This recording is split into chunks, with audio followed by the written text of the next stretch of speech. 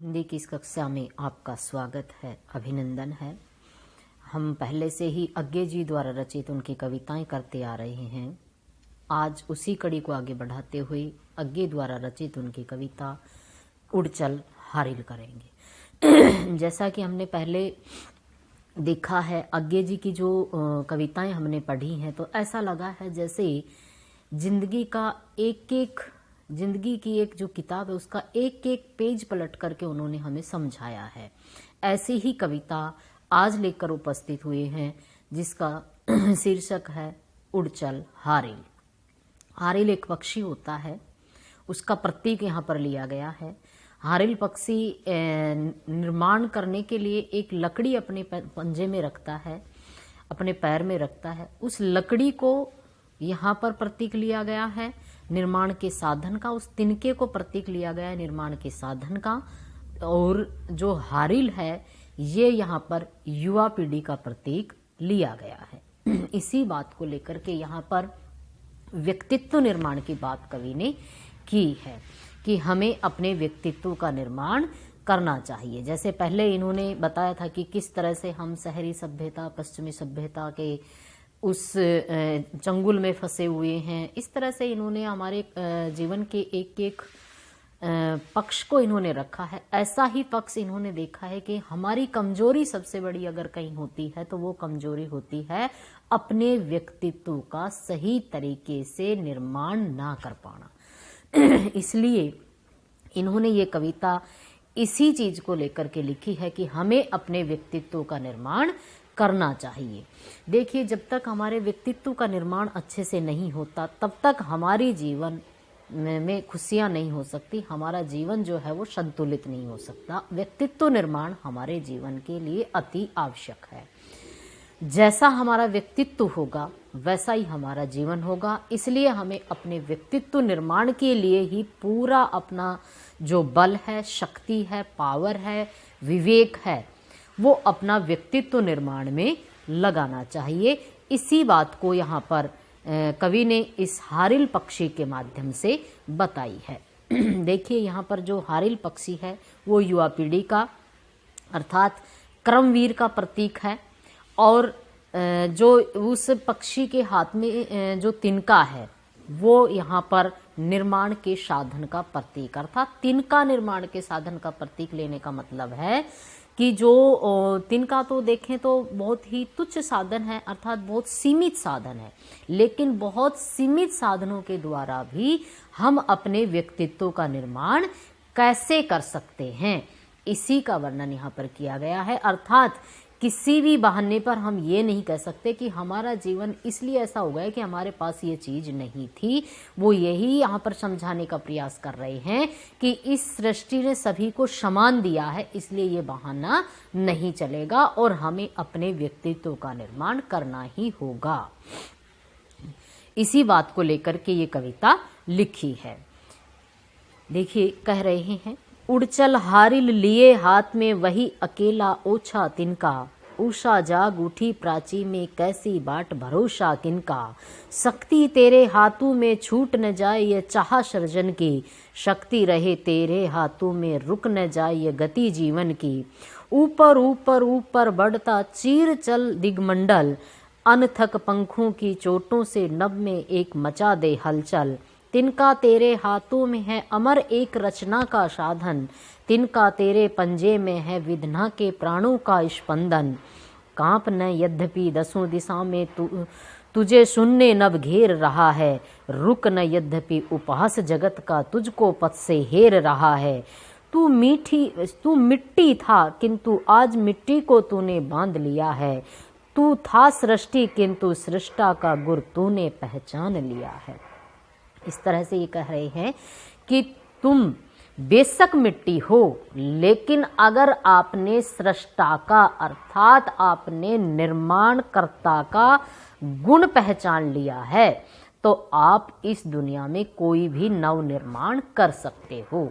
इसलिए हमें अपने व्यक्तित्व को बनाना होगा। हमें एक नव निर्माण के लिए अपने अंदर एक ऐसी शक्ति भरनी होगी उस शक्ति के कारण ही हम एक नव निर्माण कर सकते हैं। हमें प्रमाद छोड़ करके, आलस्य छोड़ करके और हमारे अंदर उस शक्ति को भरना ही होगा, तभी हम व्यक्तित्व का निर्माण कर सकते हैं। इंसान की सबसे बड़ी दौलत उसका व्यक्तित्व, उसका चरित्र ही बताया गया है। इसलिए कह रहे हैं कि हमें अपने व्यक्तित्व का निर्माण करना ही होगा।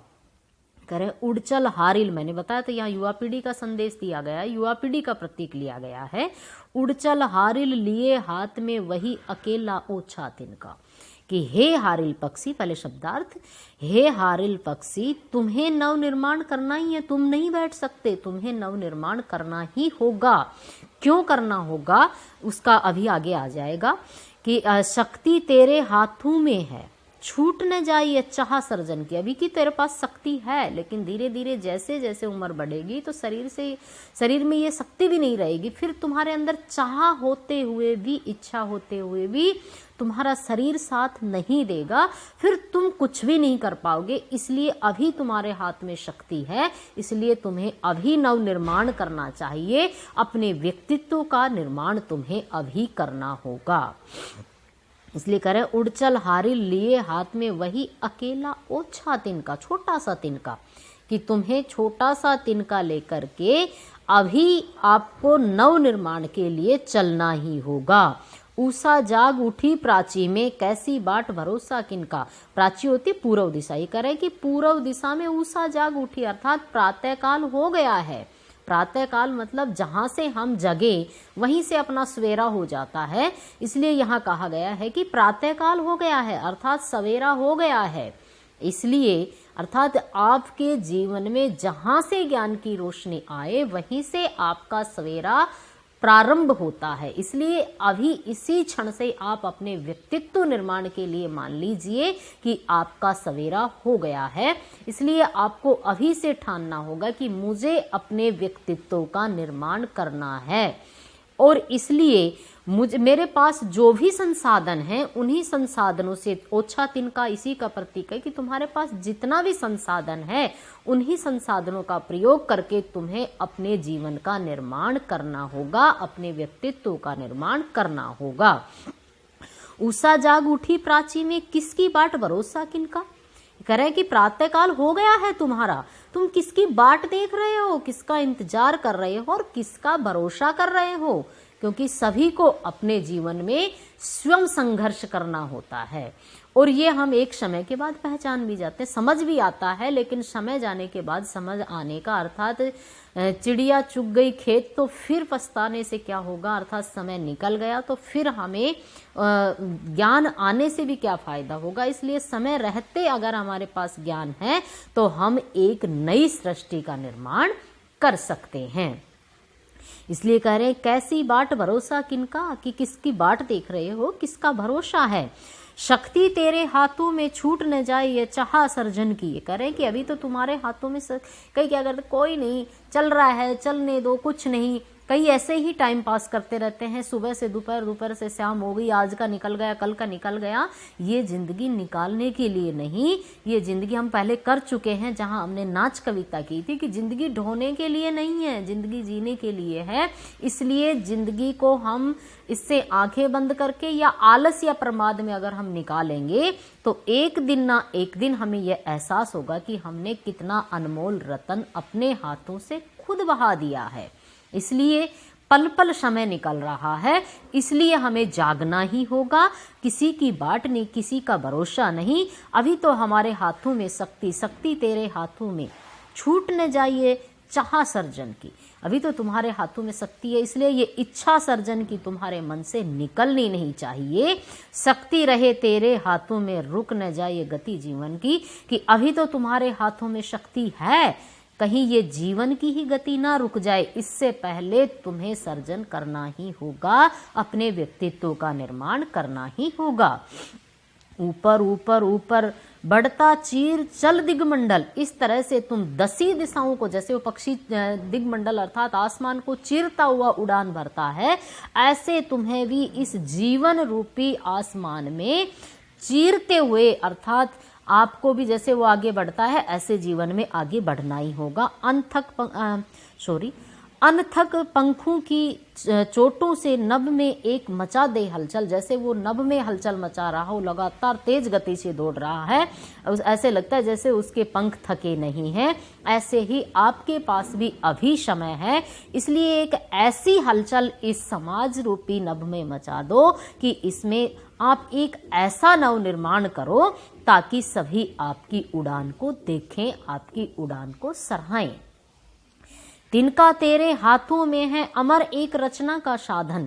करें कि तिनका तो है तेरे पास, कोई यूं कहे कि नहीं मेरे पास संसाधन नहीं है, तो कह रहा है कि तिनका तो है, अर्थात जो भी आपके पास सीमित संसाधन है वो तो कम से कम आपके हाथों में है। अगर सर्जन की, अगर रचना की आपके अंदर इच्छा है तो उस इच्छा को अगर आपने चाहा रही तो उसका उस सीमित साधनों के द्वारा भी आप निर्माण कर सकते हो। जैसे हमारे जितने भी देशभक्त देखे हैं उनके पास क्या था, कुछ भी नहीं था, घूम घूम करके हमारे देश में उन्होंने लोगों को जोड़ा, अपनी ताकत बनाई, फिर जाकर के आंदोलन किया और कितने बलिदान के बाद हमें आज़ादी मिली। क्या वो बैठे बैठे ये सोच सकते थे कि मैं अकेला क्या करूंगा, कुछ नहीं, मुझे तो 2 मिनट में उठा के अंदर डाल देंगे, मेरे पास क्या पावर है, मैं तो पैसे वाला भी नहीं हूँ, क्योंकि वो उनके पास इतनी धन दौलत नहीं थी। तो वो कह सकते थे कि मैं तो इतने पैसे वाला भी नहीं हूँ, इसलिए मैं कैसे कर पाऊंगा। अगर वो भी यही सोच के बैठे होते तो क्या आज हम इस आज़ादी की सांस ले पाते। यहाँ उदाहरण इसीलिए दिया गया है कि संसाधनों से कभी भी कोई निर्माण नहीं होता, सीमित संसाधनों से भी निर्माण हो जाता है। इसलिए हमें सिर्फ अपने मन के अंदर चाह लेकर के और उसके निर्माण के लिए आगे बढ़ना चाहिए, उसके निर्माण के लिए हमें कार्य करना चाहिए। तिनका तेरे हाथों में है अमर एक रचना का साधन। ये करे कि एक अमर रचना करने के लिए, एक अमर निर्माण करने के लिए तेरे पास कम से कम तिनका तो है, उस तिनके का ही प्रयोग कर। तिनका तेरे पंजे में है विधना के प्राणों का स्पंदन। ऐसे लगता है कि जो तिनका तेरे हाथों में है ना, ये तो विधाता के द्वारा प्राणों को दी गई धड़कन है। देखिए तो सांस क्या चीज है, छोटी सी है, लेकिन जैसे इस सांस से हमारा जीवन चलता है, ऐसे ही ये तिनका ऐसे लगता है जैसे विधाता ने तुम्हें जैसे शरीर में प्राणों की धड़कन दी है, वैसे ये तिनका तुझे उस निर्माण के लिए दिया गया है। कांप न यद्यपि 10 दिशा में तुझे सुनने नभ घेर रहा है। ये कह रहा है कि तुम कांपो मत, घबराओ मत, हालांकि 10 दिशाओं से तेरे को शून्य नभ घेर रहा है। अर्थात तुम देखते हो तो चारों तरफ तुम्हें ऐसा कहीं से नजर नहीं आ रहा जहां से आपको सपोर्ट की जाए, आपको साथ दिया जाए। चारों तरफ से ऐसे लगता है कि नहीं, अंधेरा मुझे घेर रहा है, मैं अकेला क्या करूंगा। लेकिन रुक न यद्यपि उपहास जगत का तुझको पथ से हेर रहा है। करे कि हालांकि मानते हैं कि चारों तरफ से हमारे मन में बहुत भाव उठते हैं और सभी के मन में उठते हैं कि मैं ऐसा करूं, मैं वैसा करूं, मैं ये करूं, वो सोचते रहते हैं, लेकिन फिर हम जो सोचते हैं उसको करने की हमारे अंदर साहस नहीं होता। क्योंकि जब कोई सत्य हो, कोई अच्छा काम हो, तो उसको करने के लिए हमें कदम आगे बढ़ाने चाहिए। अगर हम आगे बढ़ाएंगे तो फिर हमें, अगर वो सच्चाई है और अच्छा कार्य है, तो हमें किसी से घबराने की आवश्यकता नहीं है। इसी बात को समझाते हुए कह रहे हैं, कांप ने यद्यपि 10 दिशा में तुझे सुनने नभ घेर। हालांकि मैं मानता हूं कि जब आप नए सर्जन के लिए निकलोगे तो आप बिल्कुल हतोत्साहित हो जाओगे, बहुत ही ऐसे हो जाओगे कि मैं क्या करूं, कैसे करूं, कुछ नहीं है मेरे पास। लेकिन जब हम रास्ते पर चल पड़ते हैं तो चलते चलते चलते चलते एक दिन मंजिल पर तक भी हम पहुंचते हैं। इसलिए रास्ते पर कदम तो रखें।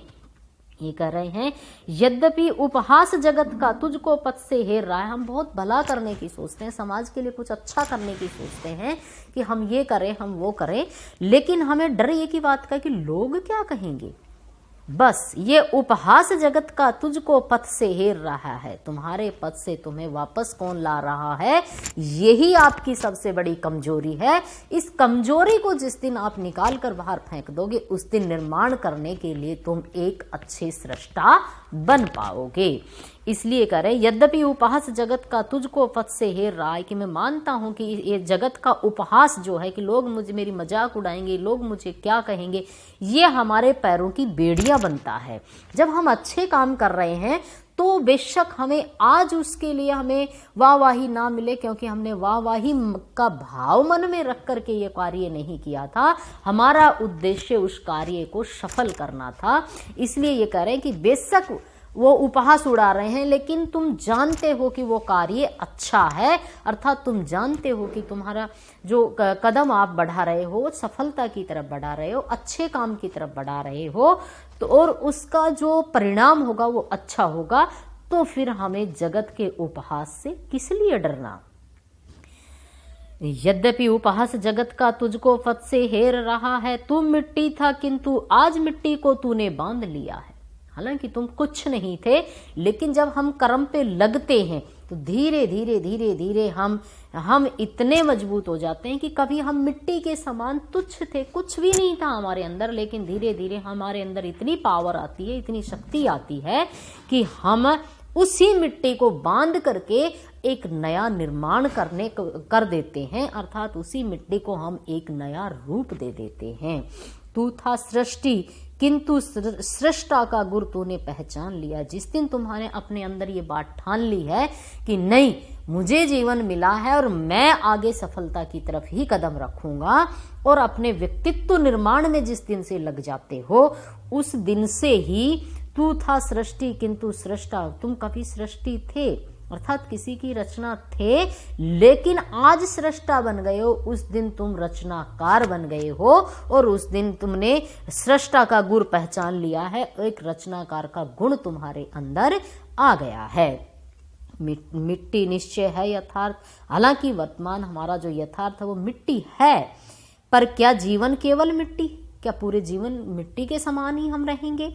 तू मिट्टी, पर मिट्टी से उठने की इच्छा किसने दी है। हालांकि तुम मिट्टी हो, लेकिन जब तुम्हारे अंदर ये भाव जागे कि मैं इससे उठूंगा, मैं अपने जीवन में ऐसा करूंगा, ये जिस दिन तुम्हारे अंदर भाव आ गए, तो कम से कम ये तो समझो कि मुझे ये भाव किसने दिया, कौन मुझे जगा रहा है। और जब अगर वो तुम्हें जगा ही रहा है वो कार्य करने के लिए, तुम्हें जब वो उस कार्य के लिए आपको नियुक्त कर रहा है, तो विश्वास रखिए कि आपके अंदर वो कार्य करने की क्षमता भी आएगी। ये कह रहे तू मिट्टी, पर मिट्टी से उठने की इच्छा किसने दी, बस इसी भाव को जानना है। आज उठी उद्वंग ज्वाला का तू है दुर्निवार हरकारा। उद्वंग ज्वाला ऊंची, वैसे तो ऊंची ज्वाला है, लेकिन यहाँ ऊंचे विचार के लिए लिया गया है कि ये ऊंचा विचार जिस दिन तेरे अंदर आ गया, उस दिन समझ लेना कि तू है दुर्निवार, कभी न रुकने वाला। दुर्निवार कभी न रुकने वाला, हरकारा संदेश वाहक। तू इस सृष्टि में कभी न रुकने वाला एक संदेश वाहक बन करके उतर करके आया है, और मुझे इस सृष्टि में एक संदेश छोड़ करके ही जाना है। दृढ़ ध्वजा दंड बनाना, यह तिनका सूने पथ का एक सहारा। ये कह रहे हैं कि इस तिनके से ध्वज का एक दंड बना सकते हैं जिससे ध्वज फहरा सकता है। इसलिए ये बिल्कुल निष्काम नहीं, बिना काम का नहीं है। ये सीमित साधन भी हमें उच्च मंजिल तक पहुंचा सकता है। मिट्टी से जो छीन लिया वह तज देना धर्म नहीं, कि तुमने मिट्टी से छीन करके संघर्ष से जो तुमने प्राप्त किया है उसको छोड़ करके हार करके बैठ जाना तुम्हारा धर्म नहीं है। मिट्टी से जो छीन लिया वह तज देना धर्म नहीं है। जीवन साधन की अवहेलना कर्मवीर का कर्म नहीं है। कि इस तरह से सोच करके कि नहीं मैं कुछ नहीं कर सकता, इस तरह से जीवन साधन की अवहेलना कर देना, ये कर्मवीर की पहचान नहीं है। ये तो जो कायर लोग होते हैं उनकी पहचान है, इसलिए ये कर्मवीर की पहचान नहीं है। तिनका पथ की धूल स्वयं तू है अनंत की पावन धूली। हालांकि वो तिनका इस पथ की धूल हो सकता है, लेकिन तुम पथ की धूल नहीं हो, तुम तो अनंत की पावन धूली हो। अर्थात तुम तो इस सृष्टि के उस ईश्वर द्वारा बनाए हुए एक ऐसे रचनाकार हो, किंतु आज तूने नभ पथ में क्षण भर में बद अमरता छू ली है। तुम ऐसे रचनाकार हो, तुम तो वो धूल हो जो पृथ्वी से उठ करके आसमान को छू लेती है। तुम उस धूली में हो। तिनका पथ की धूल स्वयं तुम है अनंत आसमान की पावन धूली। कि तुम धूल तिनका नहीं हो, तिनका वहां पड़ा रह जाता, लेकिन जो धूल होती उठ करके आसमान को छू लेती है। सुन तू है अनंत की पावन धूली, किंतु आज तूने नभ पथ आसमान के, आकाश के, गगन के उस पथ में क्षण भर में बद्ध अमरता छू ली है। एक क्षण में उठे और अमरता को छू लिया है। उषा जाग उठी प्राची में, आह्वान ये नूतन दिन का। इस तरह इसलिए कह रहे हैं कि हे मेरे कर्मवीरों, इस प्राची में प्रातः काल हो गया है, अर्थात सूर्य पूर्व दिशा में सूर्य का उदय हो गया है, प्रातः काल हो गया है, और वो आपको एक नए दिन का आह्वान, यह नूतन दिन का, वो कह रहा है कि एक नया दिन आ गया है, ये आपको आह्वान कर रहा है। उड़चल हारिल लिए हाथ में एक अकेला पावन तिनका, इसलिए हे हारिल पक्षी, एक अकेला पावन तिनका लेकर के तुम अपने गंतव्य पथ पर, अपने कर्म पथ पर निकल पड़ो। अवश्य ही तुम एक नव निर्माण कर पाओगे, एक नई रचना कर पाओगे। इसलिए तुम्हें, हे मेरे कर्मवीरों, तुम्हें अपने जीवन में आगे बढ़ना ही होगा, एक नव निर्माण करना ही होगा, अपने व्यक्तित्व का निर्माण तुम्हें करना ही होगा। इस तरह से यहाँ पर कवि ने हमें बहुत ही प्यारा संदेश दिया है और जीवन की एक हकीकत हमारे सामने रखी है कि हमारा जीवन क्या है, क्योंकि हम जीवन से भाग नहीं सकते, और भागेंगे तो कब तक भागेंगे। आखिरकार हमें एक दिन संघर्ष करना ही होगा, परिश्रम करना ही होगा, और हमें जागना होगा और अपने व्यक्तित्व का निर्माण करना ही होगा।